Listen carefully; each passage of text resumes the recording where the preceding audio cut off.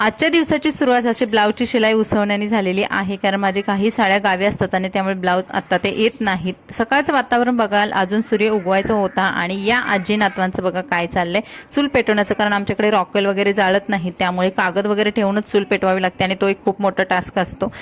त्यानंतर माझं आणि जाऊबाईंचं किचनमध्ये स्वयंपाक बनवायचं चालू होतं, चपात्या बनवण्याचा कार्यक्रम चालू होता, कारण भरपूर सारी मंडळी आहे आणि त्यामुळे स्वयंपाक पण जास्त लागतो। आता आज आमच्याकडे ना आमच्या आजी सासऱ्यांचं वर्षश्राद्धाचा कार्यक्रम होता, त्यामुळे सकाळचा स्वयंपाक आवरून घेतला आणि त्यानंतर आमच्या ज्या आजी सासूबाई आहेत दुसऱ्या, तर त्या अशा मदत करत होत्या। भरपूर साऱ्या बायका वगैरे आल्या होत्या चपाती करण्यासाठी आणि लहान मुलांचं खाणं पिणं खेळणं हा कार्यक्रम नुसता चालू होता। आता बाहेर मंडप वगैरे टाकलेला आहे आणि दुपारी 12 वाजता हे फुलांचा कार्यक्रम होता, त्यामुळे भरपूर सारी पाहुणे मंडळी वगैरे आली होती। आई पण माझी आली होती, कारण माझं सासरा आणि माहेर जवळच आहे आणि आईनं आल्यानंतर पहिले इशिकाला घेतलं, कारण इशिकाला तिने ना 4 महिन्यातून एकदा बघितलं होतं आणि लहान होती ना तेव्हा अगदी आंघोळ घालणं, इशिकाचं सगळं बघणं या गोष्टी आई करत होती, त्यामुळे तिचं इशिकाशी एक कनेक्शन वेगळं असतं आजीचं आणि नातीचं, तर तसं होतं। आणि आई इशिकाला घेऊन काही वेळ बसल्यानंतर मग माझ्यासोबत तिने गप्पा मारायला सुरुवात केली।